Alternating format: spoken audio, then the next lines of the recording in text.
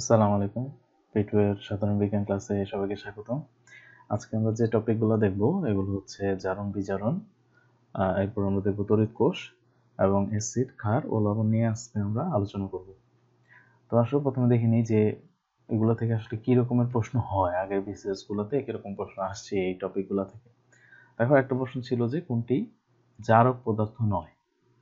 এটা আসছে 37তম বিসিএস এ। এরপরে জারণ বিক্রিয়ায় কি ঘটে, এটা আসছে 31 এবং 29তম বিসিএস এ। এরপরে আসছে সাধারণ রাইসেলে ইলেকট্রোড হিসেবে কি থাকে। তার মানে দেখো, এই কোশ্চেনগুলো আসছে জারণ বিজারণ থেকে। হ্যাঁ, এটা আসছে তড়িৎ কোষ থেকে। এরপরে যদি আমরা দেখি 41তমতে একটা আসছে যে কোনটি পানিতে দ্রবীভূত হয় না। এটার অ্যান্সার ছিল ক্যালসিয়াম কার্বনেট। এটা আসছে লবণ থেকে। হ্যাঁ, লবণ থেকে এই কোশ্চেন আসছে। এরপর পিএইচ, গাড়ির ব্যাটারিতে কোন অ্যাসিড ব্যবহার হয়, স্বর্ণের খাদ ব্যবহার করার জন্য কোন অ্যাসিড ব্যবহৃত হয়, এরপর কৃষি জমিতে চুন ব্যবহার করা হয় কেন, এটা আসছে 31তমতে। কোনটি ক্ষারকীয় অক্সাইড।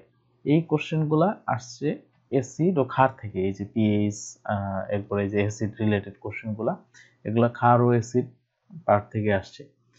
এরপরে যদি দেখো এই যে গ্যালভানাইজিং, তারপর অ্যানোডে কোন বিক্রিয়া সম্পন্ন হয়, এটা আসছে তড়িৎ কোষ থেকে। এটা আসছে জারণ বিজারণ থেকে। এরপর দেখো অ্যাসিড থেকে আসছে স্যালিক অ্যাসিড, দুধে কোন অ্যাসিড থাকে, এরপর মৃদু পানি কোন উৎস থেকে পাওয়া যায়। এই কোশ্চেনগুলো কিন্তু সব এই টপিকগুলো থেকেই আসছে। তার মানে দেখো, জারণ বিজারণ, তড়িৎ কোষ এবং অ্যাসিড, ক্ষার, এগুলা থেকে কিন্তু প্রায় সময় প্রশ্ন থাকে পরীক্ষায়। তার মানে এই টপিকগুলো কিন্তু আমাদের জন্য খুব ইম্পর্টেন্ট। আসলে তো তাহলে শুরু করি জারণ বিজারণ। প্রথমে আসলে জারণ। আচ্ছা, এটা তোমরা যেভাবে মনে রাখবা এইভাবে মনে রাখতে পারো। জারণ মানে হলো যাও ইলেকট্রন। হ্যাঁ, এইভাবে তোমরা মনে রাখতে পারো। জারণ মানে হলো যাও ইলেকট্রন। এই একটা যদি মনে রাখো, এই কনসিকুয়েন্সে বাকি সবগুলো তোমরা কিন্তু খুব ক্লিয়ারলি মনে রাখতে পারবা। জারণ যাও ইলেকট্রন মানে যে বিক্রিয়ায় কোনো পরমাণু ইলেকট্রন ত্যাগ করে। হ্যাঁ, এই যে দেখো, ইলেকট্রন ত্যাগ করে, সেই বিক্রিয়াকে আমরা জারণ বলি। যে বিক্রিয়ায় ইলেকট্রন ত্যাগ করে, যেমন মনে করো যে এখানে দুইটা মৌল বা পরমাণু রাসায়নিক বিক্রিয়ায় অংশগ্রহণ করতেছে। তো এর মধ্যে যেটা ইলেকট্রন ত্যাগ করবে, এই যে ইলেকট্রন ত্যাগ করছে, দেখো এই যে ইলেকট্রন ছেড়ে দিল, এই ইলেকট্রনটা নাই। হ্যাঁ, এই বিক্রিয়াটাকে আমরা বলি অক্সিডেশন বা জারণ বিক্রিয়া। যে বিক্রিয়ায় ইলেকট্রন ত্যাগ করে, এইভাবে মনে রাখতে পারো, জারণ যাও ইলেকট্রন। আর যে ইলেকট্রনটা দান করে তাকে আমরা পজিটিভ সাইন দিয়ে লিখি। যেমন মনে করো সোডিয়াম। সোডিয়াম কি করলো, সে একটা মনে করো ইলেকট্রন দিয়ে দিল, একটা ইলেকট্রন সে দিয়ে দিছে। হ্যাঁ, তো এইখানে আমরা যেটা করি, যে একটা ইলেকট্রন দিছে, এই জন্য তার উপর একটা প্লাস সাইন দিয়ে দিই। সে তো ধনী লোক, এই জন্য সে দান করছে ইলেকট্রন, এই জন্য আমরা পজিটিভ দিয়ে দেখাই যে এই বেটা ধনী, সে দান করছে। আর বিজারণ যেটা, জারণ যদি ইলেকট্রন দান করা হয়, যেটা আমরা বললাম যে যাও ইলেকট্রন চলে গেছে, দান করে দিচ্ছে, তাহলে বিজারণ হবে উল্টাটা, মানে সে ইলেকট্রন গ্রহণ করে, মানে যে রাসায়নিক বিক্রিয়ায় ইলেকট্রন গ্রহণ করে তাকে আমরা বিজারণ বলি। যেমন মনে করো ক্লোরিন।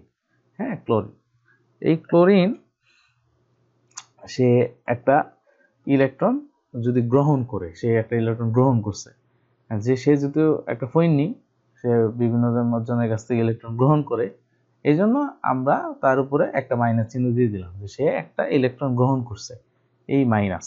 তার মানে যখন দান করে সেটাকে আমরা পজিটিভ লিখি, আর যখন সে গ্রহণ করে, মানে মানুষের দান সে নেয়, তখন এটা আমরা নেগেটিভ হিসেবে প্রকাশ করি। আচ্ছা, তার মানে এটা কিন্তু ক্লিয়ার থাকতে হবে। জারণ যাও ইলেকট্রন ত্যাগ করে, আর বিজারণ বিক্রিয়া কি করে, ইলেকট্রন গ্রহণ করে। এই দুইটা মনে রাখতে হবে। আচ্ছা, এখন আসো জারক আর বিজারক। আচ্ছা, প্রথমে বিজারকটা দেখাই। মনে রাখবা যে জারণের সাথে বিজারকের সম্পর্ক, জারণের সাথে বিজারকের সম্পর্ক। জারণ মানে কি বলছিলাম, যাও ইলেকট্রন ত্যাগ করে। আর যে মৌলটা ইলেকট্রন ত্যাগ করে তাকে আমরা বলি বিজারক। যে মৌল ইলেকট্রনটা ত্যাগ করলো, যেমন সোডিয়াম, সে ইলেকট্রন দান করে দিছিল, তাহলে সোডিয়াম কি, সোডিয়াম হলো বিজারক। আর তাহলে জারক হলো উল্টাটা, ইলেকট্রন গ্রহণ করে, তাহলে জারকের সাথে সম্পর্ক হলো বিজারণের। হ্যাঁ, বিজারণের সম্পর্ক, যে সেই ইলেকট্রন গ্রহণ করে। আর যে মৌলগুলা ইলেকট্রন গ্রহণ করে সেগুলো হলো জারক। যেমন এই যে একটু আগে আমরা দেখলাম ক্লোরিন, সে হলো জারক। তবে বিজারক যেগুলা নর্মালি সব ধাতু, হাইড্রোজেন এবং কার্বন, যত রকমের ধাতু আছে, হ্যাঁ, ধাতু, হাইড্রোজেন এবং কার্বন, এগুলো হলো বিজারক। আর জারক হলো অক্সিজেন, এরপরে তোমার ফ্লোরিন, ক্লোরিন, ব্রোমিন, আয়োডিন, এছাড়াও sulphuric acid, nitric acid, potassium permanganate, এগুলো এদের লবণগুলা, এগুলা জারক হিসেবে কাজ করে। আচ্ছা, এখন আসো জারণ বিজারণ বিক্রিয়া। আসলে নর্মালি যেটা হয় যে বিক্রিয়া যখন ঘটে তখন জারণ বিজারণ একসাথে ঘটে। যে বিক্রিয়াতে জারণ বিজারণ একসাথে ঘটে সেই বিক্রিয়াগুলোকে আমরা জারণ বিজারণ বিক্রিয়া বলি, যেটাকে ইংলিশে আমরা বলি রেডক্স বিক্রিয়া। হ্যাঁ, রেডক্স, মানে জারণ আর বিজারণ দুটো একসাথে ঘটে। দেখো এখানে একটা এক্সাম্পল আছে, একটা হলো ম্যাগনেসিয়াম আর একটা হলো অক্সিজেন। এরা নর্মাল অবস্থায় আছে, হ্যাঁ, স্বাভাবিক অবস্থাতে জারণ মান থাকে 0। এখানেও ম্যাগনেসিয়ামের জারণ মান 0, এখানেও অক্সিজেনের জারণ মান 0। আচ্ছা, এখন ম্যাগনেসিয়াম হলো বিজারক। বিজারক কি করে? সে ইলেকট্রন দান করে, তাই না? সে দুইটা ইলেকট্রন দান করলো, হ্যাঁ, দুইটা ইলেকট্রন সে দান করে দিল। তো সে যেহেতু ধনী লোক, দান করছে, দাতা, এই জন্য তার উপরে দেখো আমরা +2 লিখে দিলাম, হ্যাঁ। আর অক্সিজেন সে তো ফইন আগে বলছি, অক্সিজেন একটা জারক পদার্থ। সে কি করে? সে ইলেকট্রন গ্রহণ করে। সে কি করলো? এই যে দুইটা ইলেকট্রন দান করছে, সে যায় এই দুইটা ইলেকট্রন নিয়ে নিল, সে একটা ফইন নিয়ে, এই জন্য তার এখানে -2 লিখে দিলাম। তো এখানে দেখো যেটা হয়েছে, এই যে ইলেকট্রন, ম্যাগনেসিয়াম ইলেকট্রন দান করছে, এটা হলো জারণ বিক্রিয়া, তাই না? যে জারণ, যাও ইলেকট্রন, সে দুইটা ইলেকট্রন দান করছে। আর অক্সিজেন সে দুইটা গ্রহণ করছে। যে বিক্রিয়ায় ইলেকট্রন গ্রহণ করে সেটাকে আমরা বিজারণ বলি। তার মানে এই দেখো ম্যাগনেসিয়ামের এটাকে আমরা বলতেছি অক্সিডেশন, এবং এই অক্সিজেন যে ইলেকট্রন গ্রহণ করছে এটাকে আমরা বলতেছি রিডাকশন বা বিজারণ বিক্রিয়া। তো যে বিক্রিয়া এই জারণ বিজারণ একসাথে ঘটে তাকে আমরা জারণ বিজারণ বিক্রিয়া বলি। আচ্ছা, এখন আসো জারণ সংখ্যা। জারণ সংখ্যাটা কি? জারণ সংখ্যা হলো কে কয়টা ইলেকট্রন দান করলো বা গ্রহণ করলো, এই সংখ্যাটাকে আমরা জারণ সংখ্যা বলি। একটু আগেই বলছি, যারা দান করে তাদেরটা আমরা লিখি পজিটিভ, ধনাত্মক, আর যারা গ্রহণ করে তাদেরগুলো কি লিখি? নেগেটিভ বা ঋণাত্মক দিয়ে আমরা প্রকাশ করি। দেখো, যদি এই যে এখানে বলে দিছি, যদি ইলেকট্রন ত্যাগ করে বা দান করে সেই ক্ষেত্রে হয় পজিটিভ, আর যদি গ্রহণ করে সেই ক্ষেত্রে হয় নেগেটিভ। এখন এটা থেকে আমরা কেন্দ্রীয় পরমাণু জারণ সংখ্যা নির্ণয় করতে পারি। আচ্ছা, কেন্দ্রীয় পরমাণু কি? যেমন এখানে একটা যৌগ আছে যেটার নাম হলো সোডিয়াম সালফেট। এখানে দেখো কয়টা মৌল আছে? সোডিয়াম একটা মৌল, সালফার একটা মৌল এবং অক্সিজেন একটা মৌল। এটার যে কেন্দ্রীয়, যেটা এই যে মাঝখানে যে সালফার আছে, মাঝখানে যেটা আছে, এইটার জারণ সংখ্যা যদি আমরা বের করতে চাই তাহলে সেটা আমরা কিভাবে বের করব? এটা খুব ইজি প্রসেস। দেখো, সোডিয়াম সে একটা ইলেকট্রন দান করতে পারে, একটা, তাহলে এখানে লিখলাম +1, সে একটা দান করতে পারে। আর এই যে অক্সিজেন, সে তো ফইন নেই, সে কি করতে পারে? সে দুইটা অক্সিজেন গ্রহণ করতে পারে, দান সে নিতে পারে দুইটা। সে যে দুইটা নিতে পারে এই জন্য দিলাম -2। এখন দেখো এখানে সোডিয়াম আছে কয়টা? দুইটা, তাহলে দুইটা সোডিয়াম কয়টা দান করতে পারবে? দুইটা দান করতে পারবে। আচ্ছা, প্লাস দিলাম এস থাকলো। আর অক্সিজেন আছে 4টা, একটা অক্সিজেন দুইটা নিতে পারে, তাহলে 4টা কয়জন নিতে পারে? 8টা, দিলাম -8 = 0। এখন তাহলে এস এর ভ্যালু কত আসে দেখো তো, -6, ওই পাশে নিয়ে গেলে হয়ে গেল +6। তাহলে এই S6 যেটা, এটা হলো এই যে মাঝখানে যে এস সালফার, এইটা জারণ সংখ্যা +6। তো এইভাবে আমরা যে কোনো যৌগের কেন্দ্রীয় পরমাণু জারণ সংখ্যা বের করতে পারি। আবার অনেক সময় দেখবা যে এরকম থাকতে পারে, মনে করো যে MnO4, এখানে মনে করো যে দেওয়া আছে একটা মাইনাস, ওকে। এইটা মানে হলো যে এইটার টোটাল ভ্যালু হলো -1। যেমন এখানে কিন্তু কোনো কিছু ছিল না, এখানে ছিল, এখানে কিন্তু এটার উপরে কোনো কিছু ছিল না, এই কারণে কিন্তু আমরা এখানে 0 ধরে নিছি। নর্মালি যৌগ যদি স্টেবল অবস্থায় থাকে বা মুক্ত অবস্থায় থাকে তখন এটার জারণ সংখ্যা থাকে 0। তো যেহেতু এখানে যদি আবার কোনো ভ্যালু দেওয়া থাকে, মনে করো উপরে দেওয়া থাকলো যে -3 বা -4, তার মানে ওইটা ইকুয়াল টু তুমি -3 বা -4 লিখবা, ঠিক আছে? আর বাকি সব সেম। আচ্ছা, তাহলে এতক্ষণ আমরা যা দেখলাম এটা যদি আমরা একটু সামারি করি, তাহলে জারণ বিক্রিয়া কি ঘটে? জারণ বিক্রিয়া, যাও ইলেকট্রন ত্যাগ করে, এটা কিন্তু আসছিল একবার পরীক্ষায়। হ্যাঁ, যে জারণ বিক্রিয়ায় কি ঘটে, জারণ বিক্রিয়ায় ইলেকট্রন ত্যাগ করে। এরপরে যে মৌল বা যৌগ ইলেকট্রন দান করে তাকে কি বলে, বলছিলাম জারণের সাথে কিসের সম্পর্ক, বিজারকের সম্পর্ক। যে দান করে তাকে বিজারক বলে।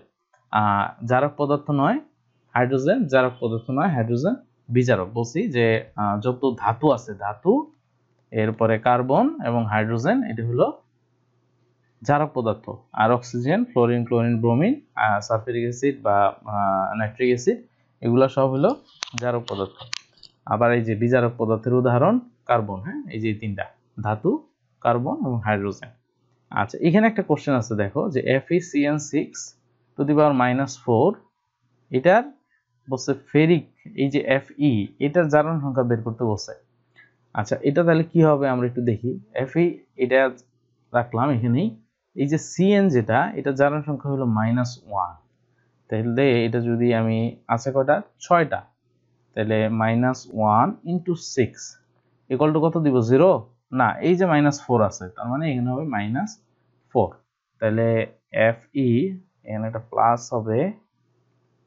আচ্ছা, Fe তাহলে 6 × -1 মানে -6 = -4। তাহলে এখানে কি আসে, Fe = -4, এটা এই পাশে নিয়ে গেলে হয়ে গেল +6, থাকলো +2, বের হয়ে গেল এই যে +2। বের করা যাবে না, এরকম করে যে কোনো যৌগের জারণ সংখ্যা, যে কোনো মৌলের জারণ সংখ্যা তুমি বের করতে পারবা। আচ্ছা, এখন আসো আমরা একটু তড়িৎ কোষ নিয়ে আলোচনা করি। তড়িৎ কোষ এটা আলেকজান্ডার বোল্ডা 1800 সালে আবিষ্কার করেন। আর তড়িৎ কোষ হচ্ছে যে যন্ত্রের সাহায্যে রাসায়নিক শক্তি থেকে তড়িৎ শক্তি পাওয়া যায়। তো আমরা একটু পরেই পরবর্তী লেকচারগুলোতে আমরা দেখব শক্তি। এটা এক রূপ থেকে আরেক রূপে পরিবর্তিত হয়। তো রাসায়নিক শক্তি, এটাও শক্তির একটা রূপ। তো যে যন্ত্রের সাহায্যে এই রাসায়নিক শক্তি থেকে তড়িৎ শক্তি পাওয়া যায় তাকে আমরা তড়িৎ কোষ বলি। হ্যাঁ, যেমন ব্যাটারির ভিতরে কি থাকে, হয়তো কোনো কিছু থাকে যেটা থেকে আমরা কি পাই, ইলেকট্রিসিটি পাই, তাই না? যে কোনো আমাদের মেশিন বা ঘড়ি বা যেখানে লাগে রিমোট, এগুলাতে লাগানো হলে কি হয়, এগুলা কাজ করে, তার মানে এখান থেকে আমরা ইলেকট্রিসিটি পাই।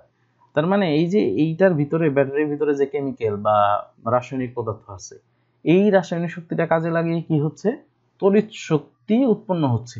এটারই আসলে তড়িৎ কোষ বলে। আচ্ছা, দেখো তড়িৎ কোষে কি থাকে। তড়িৎ কোষে নরমালি দুইটা প্রান্ত থাকে, একটা হলো পজিটিভ প্রান্ত আর একটা হলো নেগেটিভ প্রান্ত। এটা হলো নেগেটিভ সাইড, এটাকে আমরা বলি অ্যানোড। হ্যাঁ, আর আরেকটা যে পজিটিভ প্রান্ত থাকে এটাকে আমরা বলি ক্যাথোড। তো অ্যানোডে নরমালি আমরা জিঙ্কের পাত ইউজ করি, জিঙ্কের পাত, আর ক্যাথোডে ইউজ করি আমরা কপারের পাত।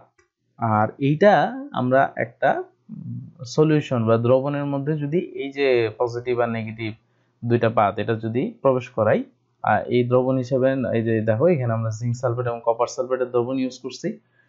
তো এই দ্রবণের মধ্যে যখন আমরা এই দুইটা পজিটিভ এবং নেগেটিভ পাত যখন প্রবেশ করাই, তখন দেখা যায় যে এটার মাঝখান দিয়ে তড়িৎ প্রবাহিত হয়। তুমি যদি এখানে একটা লাগিয়ে একটা ভালভ কানেক্ট করে দাও, দেখো ভালভ জ্বলতেছে। এটাই তড়িৎ রাসায়নিক কোষ। আচ্ছা, লবণ সেতু এটাও এক রকমের তড়িৎ রাসায়নিক কোষ। এখানে যেটা করা হয়, একটা উল্টা ইউ আর কি। হ্যাঁ, এই যে দেখো উল্টা ইউ আকৃতির একটা কাঁচ বা প্লাস্টিকের একটা নল ইউজ করা হয়, যেটা দুইটা সেপারেট। এই দেখো এটা একটা সেপারেট, এটা একটা সেপারেট জার।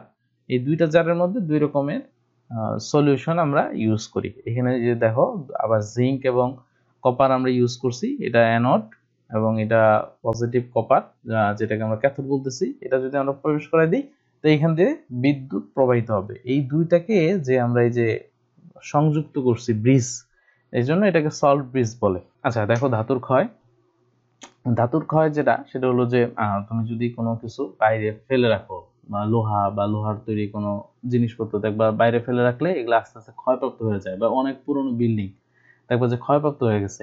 এটা কেন হয়, যে পরিবেশের যে পানি আর অক্সিজেন, এই অক্সিজেনগুলোর সাথে ধাতু বিক্রিয়া করে ধীরে ধীরে এগুলোর ক্ষয় হয়ে যায়। এটাকে আমরা ধাতুর ক্ষয় বলি। হ্যাঁ, এটার কারণেই ওই যে লোহায় মরিচা ধরে, তারপর রূপার উজ্জ্বলতা আস্তে আস্তে কমে যায়। এটার কারণেই পরিবেশের মধ্যে যে পানি এবং অক্সিজেন তো সব জায়গায় আছে, আবার আমাদের পাশে যে বাতাস থাকে, এটা আর্দ্রতা বলি আমরা, তাই না, যে জলীয় বাষ্প মিশে থাকে। এই পানি এবং অক্সিজেন এই ধাতুর সাথে বিক্রিয়া করে ক্ষয়প্রাপ্ত হয়, এটাকে আমরা বলি ধাতুর ক্ষয়। আর লোহার মরিচা, লোহার মরিচা তোমরা সবাই চিনো, যে লোহার চারপাশে যে লাল রঙের যে একটা আস্তরণ পড়ে, এটাকে আমরা লোহার মরিচা বলি।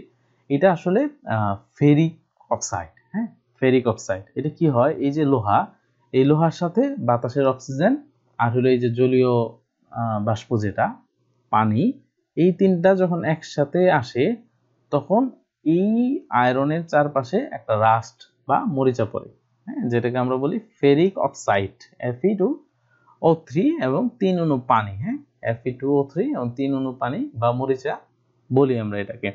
আর কার্বন ডাই অক্সাইডের সাথে যদি বিক্রিয়া করে সেই ক্ষেত্রে ফেরাস কার্বনেট গঠিত হয়, যে FeCO3, এটাকে আমরা বলি ফেরাস কার্বনেট।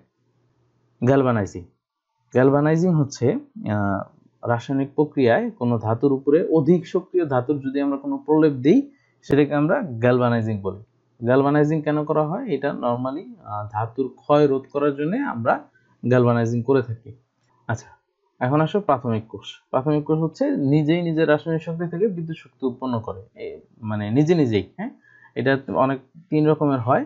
একটা হলো ড্যানিয়েল কোষ বা ভোল্টার কোষ, ল্যাকলেন্স কোষ, ড্রাই কোষ বা শুষ্ক কোষ। এটা হলো মনে করে যে ব্যাটারি, আমরা যে ব্যাটারি ইউজ করি না, এটা হলো শুষ্ক কোষ, যে নর্মাল ব্যাটারি শুষ্ক। এটা 1864 সালে বিজ্ঞানী ল্যাকলেন্স এই কোষ আবিষ্কার করে। তো এটা এক ধরনের প্রাথমিক কোষ। তুমি এটা একটা মানে যে জায়গায় লাগাইতে হয় লাগাইলে দেখবা যে গাড়ি চলতেছে বা ঘড়ি চলতেছে। তো এই ব্যাটারি নিজে থেকেই রাসায়নিক শক্তি ব্যবহার করে সে বিদ্যুৎ উৎপন্ন করতে পারে। তো এই ব্যাটারির ভিতরে যা থাকে, হ্যাঁ, আমরা ছোটবেলায় ভেঙে দেখতাম অনেক সময় যে ব্যাটারির ভিতরে কি আছে। তো ব্যাটারির ভিতরে যেটা থাকে, একটা কার্বন দণ্ড থাকে মাঝখানে। হ্যাঁ, একটা কার্বন দণ্ড থাকে এবং এটার চারপাশে ম্যাঙ্গানিজ ডাইঅক্সাইড আর কার্বনের গুঁড়া থাকে এই কার্বন দণ্ডের চারপাশে। আর তার বাইরে এই অ্যামোনিয়াম ক্লোরাইডের একটা পেস্ট থাকে, এই যে সবুজ রং করা যে চারপাশে, হ্যাঁ, অ্যামোনিয়াম ক্লোরাইডের একটা পেস্ট থাকে। এবং এইখানে তোমার জিঙ্কের পাত, এই যে জিঙ্ক কন্টেইনার থাকে, হ্যাঁ, জিঙ্কের পাত বাইট সাইডে যেটা থাকে, এটা হলো জিঙ্কের পাত। এখানে এই কার্বন দণ্ডটা এটা হলো পজিটিভ, এটা ক্যাথোড হিসেবে ইউজ হয়। আর এই বাইট সাইডে যে জিঙ্কের কন্টেইনারটা আছে, এটা নেগেটিভ বা অ্যানোড হিসেবে ব্যবহৃত হয়। আরেক ধরনের ব্যাটারি আছে যেটাকে আমরা স্টোরেজ ব্যাটারি বলি। এগুলো তোমরা দেখবা যে গাড়িতে, তারপরে তোমার জাহাজ, ট্রেন, এগুলাতে স্টোরেজ ব্যাটারি ইউজ করা হয়। নর্মাল ব্যাটারি আর স্টোরেজ ব্যাটারির মধ্যে পার্থক্য হলো যে স্টোরেজ ব্যাটারি, নর্মাল ব্যাটারি তো দেখবা যে একবার শেষ হয়ে গেলে এটা ফেলে দিতে হয়, এটা আর ইউজ করা যায় না, মানে নতুন করে এটাকে আর চার্জ দেওয়া যায় না। কিন্তু স্টোরেজ ব্যাটারি যেগুলা, এগুলাকে বারবার চার্জ দেওয়া যায়। এটা মনে করো যে এখানে যে চার্জটা জমে আছে, এটা তুমি ইলেকট্রিসিটি হিসেবে ইউজ করলা। তো এটা যখন চার্জ শেষ হয়ে যাবে, এখানে যদি তুমি আবার ইলেকট্রিসিটি প্রবাহ করে দাও, তাহলে এটা আবার নতুন করে চার্জ হবে। যেমন এই যে আমাদের বাসা বাড়িতে আইপিএস থাকে, তাই না? আইপিএস এ কি হয়, যতক্ষণ কারেন্ট থাকে না ততক্ষণ সে সাপ্লাই দেয়, আবার যখন কারেন্ট চলে আসে এটা আবার নতুন করে চার্জ হয়, তাই না?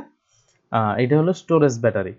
একটা চাবিকে তুমি মনে করো যে ইলেকট্রোপ্লেটিং করতে চাও, তাহলে চাবিটা যেটা করতে হবে, এটা ক্যাথোডের মধ্যে তুমি দিবা, ক্যাথোড বা ঋণাত্মক প্রান্তের মধ্যে তুমি চাবিটা লাগাবা। এটার উপরে তুমি মনে করো এই নিকেল বা ক্রোমিয়ামের প্রলেপ দিতে চাও, তাহলে এই নিকেল বা ক্রোমিয়াম এটা কি করবা, পজিটিভ প্রান্তে লাগাই দিবা। তখন যেটা হবে, এইখান থেকে তোমার নিকেল বা ক্রোমিয়াম গুলা গিয়ে এই যে চাবি, এই চাবির উপরে জমা হতে থাকবে। তো এটার উপরে একটা আস্তরণ পড়বে, হ্যাঁ, এটাকে আমরা বলি ইলেকট্রোপ্লেটিং। তো এটা এই যে ধাতুর ক্ষয়রোধ বা উজ্জ্বলতা বৃদ্ধিতে ইলেকট্রোপ্লেটিং করা হয়। 1833 সালে ফ্যারাডে তড়িৎ বিশ্লেষণের 2টা সূত্র বলে। আর তার সূত্র অনুসারে আমরা যেটা জানি সেটা হলো যে একটা ইলেকট্রনের 1 মোল ইলেকট্রনের চার্জ হচ্ছে 96,500 কুলম্ব। এখন আসো তড়িৎ পরিবাহিতা। তড়িৎ পরিবাহিতা মানে ইলেকট্রিসিটি বা কারেন্ট বা বিদ্যুৎ প্রবাহিত হইতে পারে নাকি পারে না। তো যেগুলোর মধ্যে দিয়ে ইলেকট্রিসিটি পাস হইতে পারে বা প্রবাহিত হতে পারে তাদেরকে আমরা বলি সুপরিবাহী, আর যেগুলো দিয়ে পারে না এগুলোকে আমরা বলি কুপরিবাহী। যেমন মনে করি স্টিল, তারপরে লোহা, সিলভার, এগুলোর মধ্যে দিয়ে ইলেকট্রিসিটি প্রবাহিত হতে পারে, এই জন্য এগুলোকে আমরা সুপরিবাহী বলি। আর যেগুলো দিয়ে পারে না, মনে করো রাবার, তারপরে শুকনা কাঠ, গ্লাস, এগুলোর মধ্যে দিয়ে ইলেকট্রিসিটি পাস হতে পারে না। এই জন্য এগুলোকে আমরা বলি ইনসুলেটর বা কুপরিবাহী। তাহলে আসো একটু আমরা প্র্যাকটিস করি। তাহলে আগে যে ইনফরমেশনগুলো আমরা দেখলাম যে ক্যাথোডকে কি বলে, তো ক্যাথোড হলো ঋণাত্মক তড়িৎদ্বার, আর পজিটিভ যেটা সেটাকে কি বলি আমরা, অ্যানোড বলি। আর গ্যালভানাইজিং হলো লোহার উপরে দস্তার প্রলেপ। সাধারণ ড্রাই সেল ইলেকট্রোশিপে কি ব্যবহার করা হয়, কার্বন দণ্ড। ড্রাই সেল মানে ব্যাটারি, যেটা কার্বন দণ্ড আমরা ইউজ করি ইলেকট্রোড হিসেবে। আর শুষ্ক কার্বন দণ্ডের চারপাশে কি থাকে বলছিলাম, ম্যাঙ্গানিজ অক্সাইড আর কার্বন পাউডার থাকে। হ্যাঁ, ম্যাঙ্গানিজ অক্সাইড থাকে আর থাকে কার্বন পাউডার। আচ্ছা, এই ইনফরমেশনগুলো মনে রাখতে হবে একটু। ড্রাই সেলে ব্যাটারির তড়িৎচালক বল হলো 1.5 ভোল্ট। আর ব্যাটারি থেকে আমরা যে ধরনের বিদ্যুৎ পাই সেটা হলো ডিসি বা ডিরেক্ট কারেন্ট পাই। হ্যাঁ, আর সাধারণ স্টোরেজ ব্যাটারিতে সীসার ইলেকট্রোডের সঙ্গে যে তরলটি ব্যবহার হয় সেটা হলো সালফিউরিক অ্যাসিড। হ্যাঁ, ওই যে স্টোরেজ ব্যাটারি যেগুলো আমরা ওই যে আইপিএস বা গাড়িতে, বিমানে বা ট্রেনে যে স্টোরেজ ব্যাটারিগুলো ইউজ করি, এই স্টোরেজ ব্যাটারির মধ্যে আমরা লিকুইড হিসেবে সালফিউরিক অ্যাসিড ইউজ করি। গাড়ির ব্যাটারি এটাও এক ধরনের স্টোরেজ ব্যাটারি, এখানে আমরা সালফিউরিক অ্যাসিড ব্যবহার করে থাকি। আর লোহায় মরিচা ধরার জন্য কি প্রয়োজন বলছিলাম, যে লোহায় মরিচা ধরার জন্য অক্সিজেন আর পানি এটার সাথে বিক্রিয়া করে লোহা মধ্যে মরিচা বা রাস্ট পড়ে। মরিচার গ্রহণযোগ্য সূত্র বা মরিচার সংকেত যেটা, সেটা হলো ফেরিক অক্সাইড। হ্যাঁ, Fe2O3 এবং 3 অণু পানি থাকে। আর তড়িৎ বিশ্লেষণের সূত্রকে আবিষ্কার করে ফ্যারাডে। আর অ্যানোডে কোন বিক্রিয়া সম্পন্ন হয়, জারণ বিক্রিয়া। আমি বলছিলাম যে অ্যানোডে আমরা জিঙ্ক ইউজ করি, জিঙ্ক। হ্যাঁ, তো জিঙ্ক কি করে, সে 2টা ইলেকট্রন ত্যাগ করে। তো বলছিলাম যাও ইলেকট্রন যে ত্যাগ করে সেটা কি, জারণ বিক্রিয়া। এজন্য অ্যানোডে জারণ বিক্রিয়া সম্পন্ন হয়। এটা 40 BCS এর প্রশ্ন ছিল। এখন আসো আমরা আলোচনা করি অ্যাসিড, ক্ষারক ও লবণ নিয়ে। আচ্ছা, অ্যাসিডের অনেকগুলা ডেফিনেশন আছে। অ্যাসিড আমরা সবাই কম বেশি অ্যাসিডের নাম সম্পর্কে আমরা পরিচিত, কিন্তু কেমিস্ট্রির ভাষায় বা রসায়নের ভাষায় অ্যাসিড কি জিনিস দেখো। এখানে 3টা মতবাদ আছে অ্যাসিড সম্পর্কে। একটা হলো আরহেনিয়াসের মতবাদ, এরপর আছে বর্নস্টেড-লাউরির মতবাদ, আর আছে লুইসের ইলেকট্রনীয় মতবাদ। তো আরহেনিয়াস যেটা বলছে যে অম্ল হচ্ছে সেসব যৌগ যা জলীয় দ্রবণে হাইড্রোজেন আয়ন দান করে। মানে তুমি যদি অ্যাসিডকে পানির সাথে মিক্স করো, সে একটা H+ বা হাইড্রোজেন আয়ন দিবে। এবং বর্নস্টেড-লাউরি যেটা বলছে যে অন্য পদার্থকে প্রোটন দান করতে পারে। এই যে H+, এটারই আমরা বলি প্রোটন। তাহলে একজন বলছে যে হাইড্রোজেন আয়ন দেয়, আরেকজন বলছে প্রোটন দেয়, একই জিনিস। আর লুইস বলছে যে অ্যাসিড হলো এমন একটি যৌগ যা অন্য পদার্থ থেকে ইলেকট্রন গ্রহণ করতে পারে। তো নরমালি দেখা যায় যেটা প্রোটন দেয় সে ইলেকট্রন গ্রহণ করে, মানে প্রোটন দেয় এবং ইলেকট্রন গ্রহণ করে, তাকে আমরা বলি অ্যাসিড। তাহলে আরহেনিয়াস কি বলছে, জলীয় দ্রবণে হাইড্রোজেন আয়ন দান করে, মানে H+ আয়ন দান করে। এই যে অ্যাসিড, সে H+ আয়ন দান করে, H+ কে আমরা বলি প্রোটন। তো বর্নস্টেড-লাউরি বলছে যে সে হাইড্রোজেন আয়নের জায়গায় সে বলছে প্রোটন দেয়। আর লুইস বলছে যে সে ইলেকট্রন গ্রহণ করে, তার মানে যে প্রোটন দেয় এবং ইলেকট্রন গ্রহণ করে সেটাই অ্যাসিড। তো অ্যাসিড শক্তি অনুসারে 2 রকমের, তীব্র অ্যাসিড আর মৃদু অ্যাসিড। গঠন অনুসারে হাইড্রোসিড আর অক্সিসিড। হাইড্রোসিড মানে হলো এখানে হাইড্রোজেন থাকে, আর অক্সিসিড হলো সেখানে অক্সিজেন থাকে। আর উৎস অনুসারে 2 রকমের, একটা হলো জৈব অ্যাসিড আর হলো খনিজ অ্যাসিড। জৈব অ্যাসিড সেগুলো হলো যে তোমার বিভিন্ন ধরনের ফল ফলাদি বা সবজিতে এই জৈব অ্যাসিড পাওয়া যায়। আর খনিজ অ্যাসিড সেটা হলো যে বিভিন্ন ধরনের খনিজ পদার্থ থেকে আমরা যে অ্যাসিড উৎপন্ন করতে পারি সেগুলোকে আমরা বলি খনিজ অ্যাসিড। তো বিভিন্ন ধরনের জৈব অ্যাসিডের উৎস, এটা খুব ইম্পর্টেন্ট। হ্যাঁ, এটা প্রায় কিন্তু আসে। ওই যে আমরা প্রথমে যখন বিসিএস এর কোশ্চেন দেখছিলাম তখন কিন্তু ছিল যে স্যালিক অ্যাসিড, কই থেকে পাওয়া যায়, দুধে কোন ধরনের অ্যাসিড থাকে, এগুলো হলো জৈব অ্যাসিড। তো জৈব অ্যাসিডের উৎসগুলো খুব ইম্পর্টেন্ট।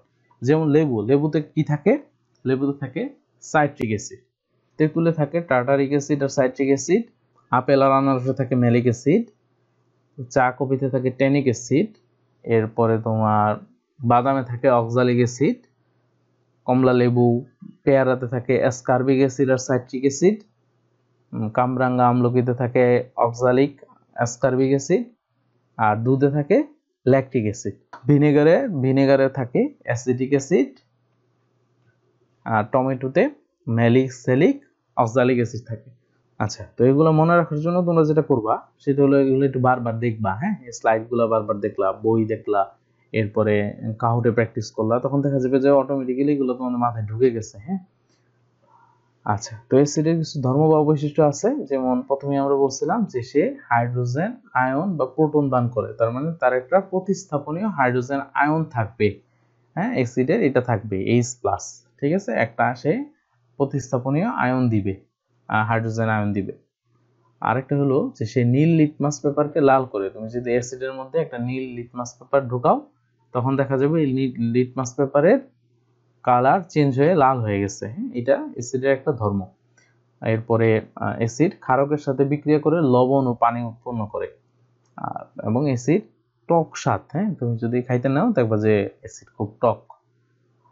আর একটা ধর্ম হলো যে অ্যাসিড কার্বনেট লবণের সাথে বিক্রিয়া করে কার্বন ডাই অক্সাইড উৎপন্ন করে। হ্যাঁ, কার্বনেট লবণ, মনে করো ক্যালসিয়াম কার্বনেট। হ্যাঁ, ক্যালসিয়াম কার্বনেট, এই ক্যালসিয়াম কার্বনেট এটা একটা ক্যালসিয়াম কার্বনেট লবণ। এটার সাথে যদি তোমার অ্যাসিড বিক্রিয়া করে, যেমন HCl হাইড্রোক্লোরিক অ্যাসিড, এটা একটা অ্যাসিড, এটা যদি বিক্রিয়া করে তাহলে কি হবে? দেখা যাবে যে এখানে ক্যালসিয়াম ক্লোরাইডের লবণ উৎপন্ন হয়েছে, কার্বন ডাই অক্সাইড গ্যাস উৎপন্ন হয়েছে এবং পানি উৎপন্ন হয়েছে। তো এই যে কার্বন ডাই অক্সাইড গ্যাস, এটা অ্যাসিডের একটা ধর্ম। সে কার্বনেট লবণের সাথে বিক্রিয়া করে এই কার্বন ডাই অক্সাইড গ্যাস উৎপন্ন করে। আর অ্যাসিডের বিভিন্ন রকমের ব্যবহার আছে। শিল্প কারখানায় অ্যাসিডের ব্যবহার হয়। এরপরে টয়লেট পরিষ্কারে আমরা যে টয়লেট পরিষ্কার করার জন্য যে হারপিক বা এই ধরনের ম্যাটেরিয়ালস ইউজ করি, এখানে অ্যাসিড থাকে। এরপরে তোমার আগেই বলছি যে স্টোরেজ ব্যাটারি যেগুলা, এগুলাতে অ্যাসিড হিসেবে সালফিউরিক অ্যাসিড ব্যবহার করা হয়। কৃষি জমিতে আমরা যে সার দেই, এই সারের মধ্যেও অ্যাসিড থাকে। দেখা যায় খাবার সংরক্ষণের জন্য আমরা যে ভিনেগার ইউজ করি বা বিভিন্ন ধরনের ম্যাটেরিয়ালস ইউজ করি, এগুলোর মধ্যেও অ্যাসিড থাকে।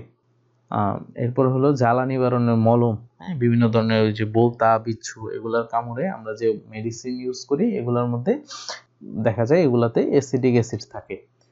খাবার হজমের জন্য পাকস্থলীতে হাইড্রোক্লোরিক অ্যাসিড কিন্তু থাকে। হ্যাঁ, এই অ্যাসিডই আমাদের খাবার হজম করে। তো এই জন্য আমরা অনেক সময় বলি যে আমার পেটে অ্যাসিডিটি হয়েছে, বা ওই যে গ্যাস্ট্রিকের ব্যথা কেন হয়, এই অ্যাসিডের কারণেই কিন্তু হয়।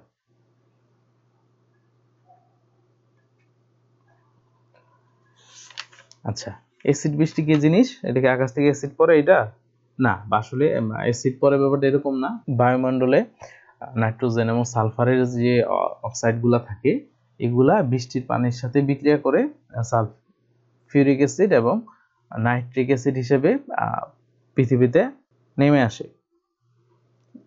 এটাকে আমরা অ্যাসিড বৃষ্টি বলি। আরেকটা হলো অম্লরাজ বা অ্যাকোয়ারিজিয়া। 1 মোল নাইট্রিক অ্যাসিডের সাথে 3 মোল হাইড্রোক্লোরিক অ্যাসিড। হ্যাঁ, 1 মোল নাইট্রিক অ্যাসিডের সাথে 3 মোল হাইড্রোক্লোরিক অ্যাসিড মিক্স করলে যে অ্যাসিড উৎপন্ন হয় সেটাকে আমরা অ্যাকোয়ারিজিয়া বা অম্লরাজ বলি। তো বিভিন্ন ধরনের যে অভিজাত ধাতু আমরা দেখেছিলাম, হ্যাঁ, যে স্বর্ণ, প্লাটিনাম, এগুলো গলানোর জন্য এই অম্লরাজ বা অ্যাকোয়ারিজিয়া ব্যবহার করা হয়।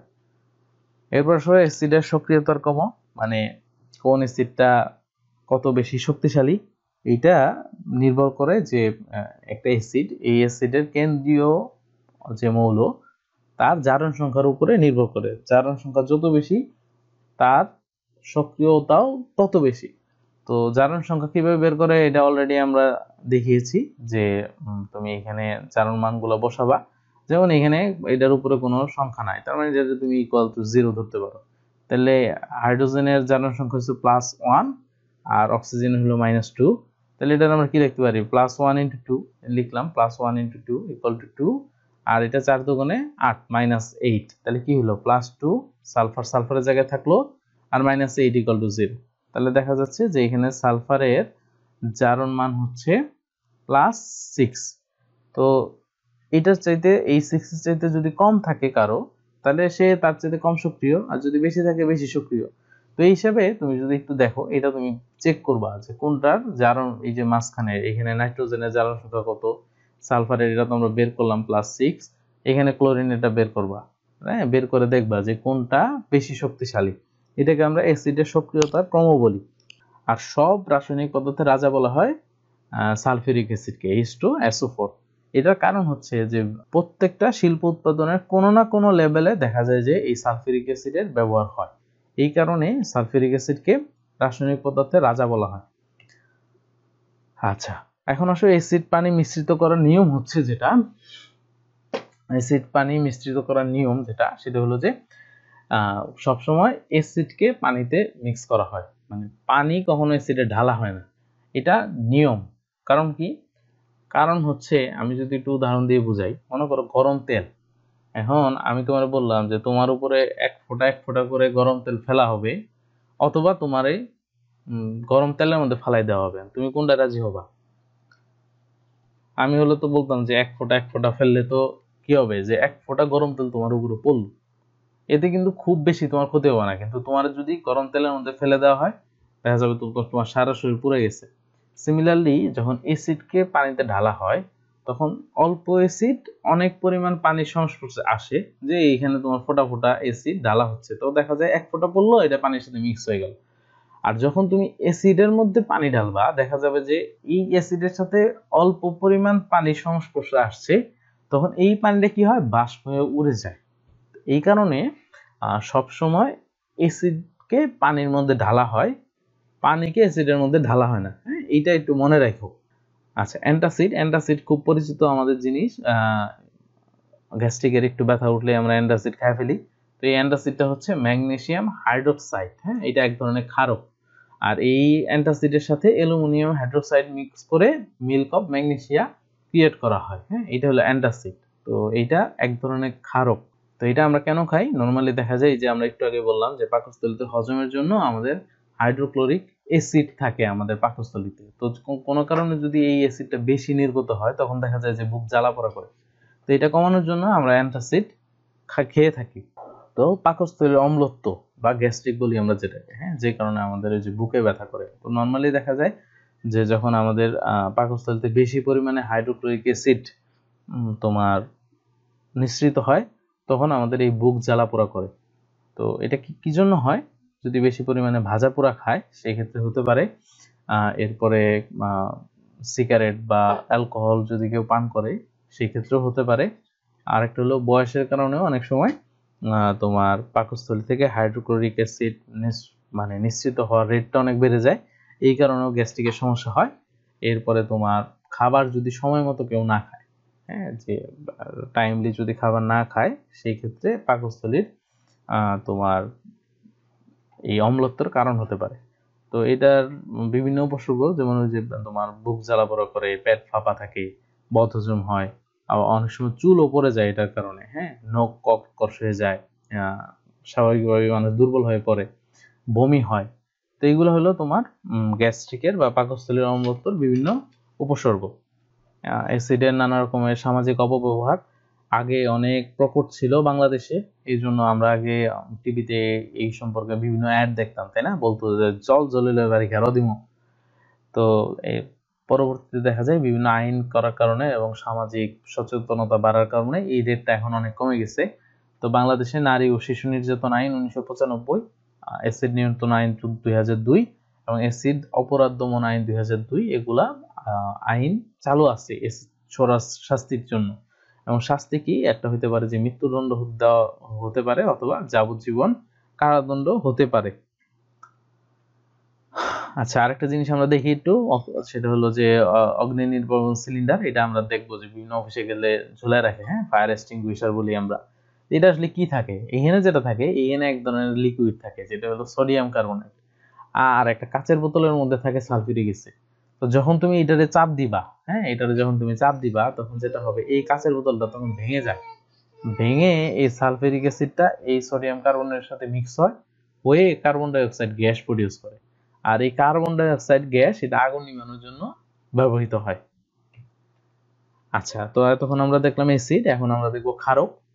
তো ক্ষারক যেটা, সেটা হচ্ছে যে তোমার অম্লের সাথে বিক্রিয়ায় লবণ আর পানি উৎপন্ন করে। অ্যাসিডের সঙ্গে হলো ক্ষারকের সাথে বিক্রিয়ায় পানি আর লবণ উৎপন্ন করে, ক্ষারকের সঙ্গে হচ্ছে অ্যাসিডের সাথে বিক্রিয়ায় লবণ আর পানি উৎপন্ন করে।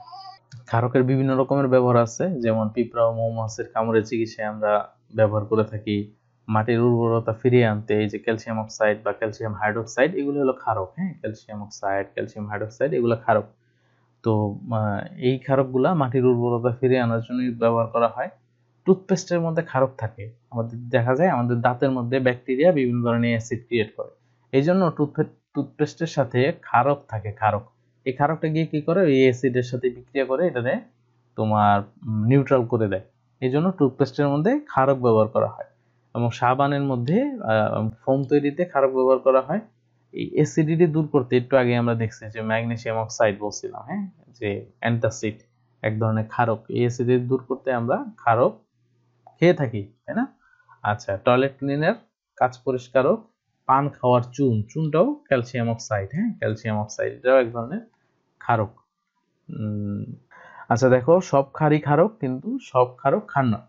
আচ্ছা, ক্ষারক কি? ক্ষারক হচ্ছে যেটা তোমার অ্যাসিডের সাথে বিক্রিয়া করে লবণ আর পানি উৎপন্ন করে। তাই সব ক্ষারকই তোমার অ্যাসিডের সাথে বিক্রিয়া করে লবণ আর পানি উৎপন্ন করে।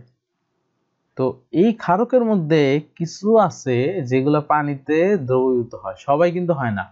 হ্যাঁ, কিছু আছে এগুলা পানিতে দ্রবীভূত হয়। তো যারা পানিতে দ্রবীভূত হয় এগুলাকে আমরা বলি ক্ষার। তাহলে দেখো, সব ক্ষারই কিন্তু কি ক্ষারক, কারণ সব ক্ষার অ্যাসিডের সাথে বিক্রিয়া করে লবণ পানি উৎপন্ন করবে। কিন্তু সব ক্ষারক কিন্তু পানিতে দ্রবীভূত হয় না, এই জন্য সব ক্ষারক ক্ষার নয়। তাহলে এটা মনে রাখতে হবে, সব ক্ষারই ক্ষারক, কিন্তু সব ক্ষারকই ক্ষার নয়।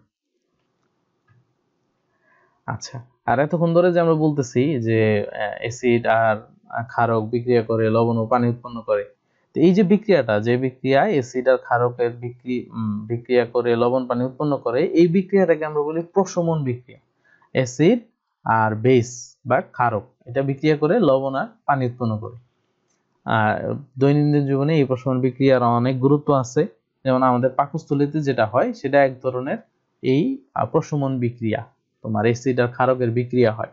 এরপর আমাদের দাঁতে, একটু আগেই বলছি যে দাঁতে ব্যাকটেরিয়া নানান রকমের অ্যাসিড উৎপন্ন করে। তো টুথপেস্টের মধ্যে ক্ষারক থাকে, সেটা গিয়ে তোমার এটাকে নিউট্রাল করে দেয়। কেক তৈরির ক্ষেত্রে, কৃষিকাজে আমার এই প্রশমন বিক্রিয়া হয়ে থাকে। আচ্ছা, এরপর একটা জিনিস যেটা খুব ইম্পর্টেন্ট, সেটা হলো যে নির্দেশক। নির্দেশকটা কি? মানে নির্দেশক হলো যে একটা ম্যাটেরিয়ালস বা একটা কম্পোনেন্ট, সেটা রং পরিবর্তনের মাধ্যমে আমাদের বলে দিবে যে এটা কি অ্যাসিড নাকি ক্ষার। যেমন লিটমাস পেপার, একটু আগে বলছি যে লিটমাস পেপার কি করে, অ্যাসিডের ক্ষেত্রে নীল লিটমাস, তুমি যদি অ্যাসিডে প্রবেশ করো দেখা যাবে যে লাল হয়ে গেছে, তার মানে কি, সে নির্দেশ করতেছে। তো এইটা হলো একটা নির্দেশক। হ্যাঁ, এরকম আরো কিছু আছে, যেমন মিথাইল অরেঞ্জ, প্যানোথলিন, মিথাইল রেড, এগুলাও কোনো অ্যাসিড বা ক্ষারের মধ্যে দিলে এগুলা তার কালার চেঞ্জ করে। কালার চেঞ্জ করলে আমরা বুঝতে পারি যে এটা অ্যাসিড নাকি ক্ষার। এই লিটমাস কাগজটা লিচেন নামের এক প্রকার গাছ থেকে উৎপন্ন করা হয়। আর আচ্ছা, এখন আসলে পিএইচ। পিএইচ মানে হচ্ছে পাওয়ার অফ হাইড্রোজেন। এটা 1909 সালে ডেনিশ রসায়নবিদ সোরেনসেন, সে এই পিএইচটা আবিষ্কার করে। পিএইচ আসলে কিছু না, এটা হলো একটা স্কেল, যে স্কেল দিয়ে আমরা অ্যাসিড নাকি ক্ষার এইটার আমরা মেজার করতে পারি। হ্যাঁ, এটা এক ধরনের স্কেল। পিএইচটা হলো ঋণাত্মক লগারিদম, এই যে মাইনাস লগ এইচ প্লাস, মানে hydrogen ion H plus, minus log H plus. তো দেখো, এটা হলো পিএইচ স্কেল। এটা 1 থেকে শুরু 14 পর্যন্ত। হ্যাঁ, তো 7 হলো নিউট্রাল, মানে 7 মানে সে অ্যাসিডও না ক্ষারও না। এই জন্য পিওর ওয়াটার, যেটা ড্রিঙ্কিং ওয়াটারের পিএইচ হলো 7। তো যত তুমি 1-এর দিকে যাবা অ্যাসিডের পরিমাণ তত বাড়তে থাকবে, আর যত তুমি 14-র দিকে যাবা মানে যত বাড়বে 7 থেকে তত ক্ষারীয়। এখন একটা ম্যাটেরিয়ালসের মনে করো pH 10 মানে কি সে ক্ষারীয়, আবার যদি হয় যে 3 তার মানে অ্যাসিডিক, সে তার মধ্যে অ্যাসিড। যেমন এই যে গ্যাস্ট্রিক অ্যাসিড, আমাদের পাকস্থলীতে যে অ্যাসিডটা থাকে সেটা pH হলো 1। এরপরে তোমার মিল্ক, দুধের তোমার pH হচ্ছে 6 এরকম। আবার তুমি যদি হ্যান্ড সোপ যেটা সেটা হলো 10, তার মানে হ্যান্ড সোপটা কিন্তু ক্ষারীয়। তো এটা একটা স্কেল, pH স্কেল আমরা বলি। বিভিন্ন ক্ষেত্রে pH এর বিভিন্ন ভ্যালু আছে, যেমন ব্লাডের ক্ষেত্রে তোমার ব্লাডের ক্ষেত্রে নরমাল pH কত দেখো 7.35 থেকে 7.45, এটা হলো ব্লাডের pH এর ভ্যালু। এরপরে তোমার মাতৃ দুগ্ধের জন্য 7 থেকে 7.4, মুখের লালায় 6.4 থেকে 6.7, এরকম বিভিন্ন জায়গায় pH এর বিভিন্ন রকমের ভ্যালু ক্যারি করে। pH এর গুরুত্ব যেটা সেটা হলো যে এক একটা জায়গার জন্য এক একটা pH ইম্পর্টেন্ট, যে এটার চাইতে pH কম বেশি হলে সেটা ভালো না। যেমন একটু আগে বললাম খাবার পানি, এটা অ্যাসিড বা অ্যাসিডও না ক্ষারও না, নিউট্রাল মানে 7, এটা আমরা ধরে নিই যে খাবার পানির তোমার pH থাকবে 6.5 থেকে 8.5, এই রেঞ্জে যদি pH থাকে তাহলে এটা খাবার উপযুক্ত। এর চেয়ে কম বেশি হলে সেটাকে আমরা খাওয়ার উপযুক্ত ধরি না। সিমিলারলি মাটিতে pH 4.8, এর চেয়ে যদি কম বেশি হয় তাহলে তোমার ফসল ভালো হবে না। আবার স্বাস্থ্য রক্ষা বিভিন্ন ওষুধ বিভিন্ন pH লেভেলে কাজ করে। যেমন এই যে এখানে আমাদের বিভিন্ন জায়গায় বিভিন্ন রকমের pH আছে, তো আমরা যখন বিভিন্ন ওষুধ খাই বা ডাক্তাররা বিভিন্ন ধরনের মেডিসিন প্রেসক্রাইব করে, এগুলা তোমার pH এর সাথে রিলেটেড। বোঝা গেছে? বিভিন্ন ধরনের টয়লেট্রিজ উৎপাদনেও এই pH এর ভূমিকা আছে। যেমন দেখো সাবানের pH 7.8, তারপর শ্যাম্পু 5 থেকে 7, টুথপেস্ট 7 থেকে 8। প্রশমন বিক্রিয়া আমরা বলছিলাম যে তোমার ক্ষার আর অ্যাসিড বিক্রিয়া করে লবণ ও পানি উৎপন্ন করে। তো লবণ হচ্ছে যে প্রশমন বিক্রিয়ার মূল উপাদান। তো লবণের একটা বৈশিষ্ট্য হচ্ছে যে এটা pH থাকবে 7, এটা ক্যালাস বা ক্রিস্টাল গঠন করে, পানি শোষণ করে এবং সাধারণ তাপমাত্রায় পানিতে দ্রবণীয়। লবণের এটা একটা বৈশিষ্ট্য, যেমন খাবার লবণ পানিতে মিক্স করলেই দ্রবীভূত হয়ে যায়, তাই না? আচ্ছা, আর দৈনন্দিন জীবনে আমাদের লবণের গুরুত্ব অপরিসীম। যে লবণ যদি তুমি না খাও বা লবণের যদি অভাব থাকে তাহলে তোমার রাতকানা রোগ হবে। তুমি এরকম ফ্লাইওভার বা বিভিন্ন ধরনের ভুল তুমি করবা, এরপরে গলগণ্ড রোগ হওয়ার সম্ভাবনা থাকে। আর লবণ যদি তুমি না দাও তাহলে খাবারের স্বাদও হবে না। আবার অনেক সময় দেখা যায় খাবার সংরক্ষণের জন্য আমরা লবণ ব্যবহার করি। হ্যাঁ, দেখবা যে লবণ দিয়ে অনেক জিনিস সংরক্ষিত করে রাখা হয়। আর মাটির অ্যাসিডিটি নিয়ন্ত্রণের জন্য আমরা লবণ ব্যবহার করি। আবার মাটির উর্বরতা বৃদ্ধির জন্য যে আমরা সার ব্যবহার করি, যেমন অ্যামোনিয়াম নাইট্রেট, এটা এক ধরনের লবণ। হ্যাঁ, নাইট্রেট লবণের সার। শিল্প কারখানায় তো লবণের ব্যবহার অনেক, যেমন চামড়া ট্যানিং করার কাজে তোমরা দেখবা যে কুরবানির পর চামড়াগুলোর উপর দিয়ে লবণ একদম পুরো করে দিয়ে রাখা হয় সংরক্ষণের জন্য। হ্যাঁ, মাখন ও পনির উৎপাদনে খাবার ও কাপড় কাচার সোডা এবং প্রভাবক হিসেবে তোমার লবণ ব্যবহার করা হয়। খাবার স্যালাইনের মধ্যে লবণ ব্যবহার করা হয়, আমরা সবাই জানি এটা। ডিটারজেন্ট তৈরিতে ব্যবহার করা হয়। আচ্ছা, এখন আমরা দেখব পানির ক্ষরতা। তো পানি একটা হলো মৃদু পানি। মৃদু পানি হচ্ছে যেটাতে তুমি দেখবা যে অল্প একটু সাবান নিলে অনেক বেশি ফেনা হচ্ছে, এটাকে আমরা মৃদু পানি বলি। আর ক্ষর পানি হচ্ছে যেখানে তোমার সহজে ফেনা উৎপাদন হয় না। হ্যাঁ, সাবান ব্যবহার করলে ফেনা হতে চায় না, এই পানিকে আমরা ক্ষর পানি বলি। তবে ক্ষর পানিতে তুমি যদি ডিটারজেন্ট ইউজ করো সেই ক্ষেত্রে ফেনা হবে, কিন্তু সাবান ব্যবহারে ফেনা হয় না। তো পানির ক্ষরতা এটা দূর করার জন্য একটা উপায় হলো যে তুমি যদি পানিকে ফুটাও তাহলে এটা তোমার ক্ষরতাটা কমে যায়। অথবা তুমি পারমোটিভ পদ্ধতি বলে একটা কথা আছে, এই পদ্ধতিতেও তুমি চাইলে তোমার পানির ক্ষরতাকে তুমি দূর করতে পারবা। এটা কিছু না, ওই যে তুমি পানিটাকে বিভিন্ন ধরনের স্যান্ড গ্রাভেলের লেয়ারের মধ্যে যদি পাস করো, তো ফাইনালি তুমি যে পানিটা পাবা নিচ দিয়ে, এই পানিটা অনেকটা এই ক্ষরতা মুক্ত থাকে। আর একটা হলো সোডা পদ্ধতি, এই পদ্ধতিতেও খরতা দূর করা যায়। আর খরো পানি ব্যবহারের অসুবিধা হচ্ছে, মেইন অসুবিধা এটা সাবান ব্যবহার করলে ফেনা হয় না, তার মানে তোমার প্রচুর সাবান লাগবে, মানে অপচয় হবে সাবানের।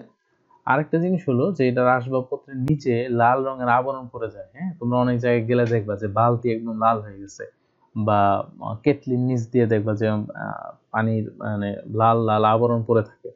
আর এটা আরেকটা সমস্যা হচ্ছে যে পাইপ যেগুলোর মধ্যে দিয়ে এই পানি প্রবাহিত হয়, এই পানির ভিতরে দেখা যায় যে এরকম ক্ষয় হয়ে যায় বা লাল রঙের আস্তরণ পড়ে যায়, বন্ধ হয়ে যায়, দেখবো টেপের পানি দিয়ে পানি পড়তে চায় না। আর রং নষ্ট হয়ে যায়, কাপড়ের রং নষ্ট হয়ে যায়। তো আমরা যদি একটু রিভিউ করি যে কি কি আমরা দেখলাম, তাহলে স্যালিক অ্যাসিড কোথায় পাওয়া যায়, এটা 26তম বিসিএস এর কোশ্চেন ছিল। তো স্যালিক অ্যাসিড কিসে পাওয়া যায়? স্যালিক অ্যাসিড পাওয়া যায় টমেটোতে। হ্যাঁ, টমেটো। দুধে কোন অ্যাসিড থাকে? Lactic acid. ল্যাকটিক অ্যাসিড নীল লিটমাসে লাল করে অ্যাসিড না বা অম্ল। পিএইচ কি জিনিস? পিএইচ হচ্ছে যেটা অ্যাসিড ক্ষারীয় বা নিরপেক্ষ নির্দেশ করে। 7 হলে নিরপেক্ষ, আর তুমি যদি 1 এর দিকে যাও তাহলে অ্যাসিড, আর যদি 14 এর দিকে যাও তাহলে ক্ষারীয়। নিরপেক্ষ পানি হলো 7। আয়োডিন কই পাওয়া যায়? শৈবালে আয়োডিন পাওয়া যায়। আচ্ছা, খরো পানিতে বলছিলাম সাবান ফেনা দেয় না, কিন্তু তুমি যদি ডিটারজেন্ট ইউজ করো সেই ক্ষেত্রে তুমি ফেনা পাবা। আর পানির খরতার জন্য পানিতে হাইড্রোজেন কার্বনেট বা সালফেট এই জাতীয় যৌগ যদি থাকে সেই ক্ষেত্রে পানির খরতা দেখা যায়। পানিতে দ্রবীভূত হয় নাকি বলছিলাম, এটা 28তম বিসিএসে আসছে, ক্যালসিয়াম কার্বনেট। হ্যাঁ, এটা পানিতে দ্রবীভূত হয় না। আর মৃদু পানি যেটা, যে পানিতে প্রচুর ফেনা হয়, এটা সবচেয়ে ভালো উৎস হচ্ছে বৃষ্টি। বৃষ্টির পানি সবচেয়ে পিওর। আর পানিকে সম্পূর্ণ জীবাণুমুক্ত করা যায় ক্লোরিন মিশিয়ে। হ্যাঁ, পানিতে যদি ক্লোরিন মিক্স করো তাহলে পানির যে জীবাণুগুলা, এই জীবাণুগুলা ধ্বংস হয়ে যায়, এটাকে ক্লোরিনেশন বলে। হ্যাঁ, পানিতে ক্লোরিন মিক্স করা হয়। এই জন্য দেখবা বাইরে থেকে আমরা যে পানির বোতলগুলো কিনে খাই, এটার মধ্যে একটা তিতা তিতা ভাব থাকে, এটা হয় ক্লোরিন মিক্স করার কারণে। এটা পানিকে জীবাণুমুক্ত করার জন্য ব্যবহার করা হয়। তাহলে আজকে এই পর্যন্তই, নেক্সট লেকচারে আবার দেখা হবে। ধন্যবাদ সবাইকে।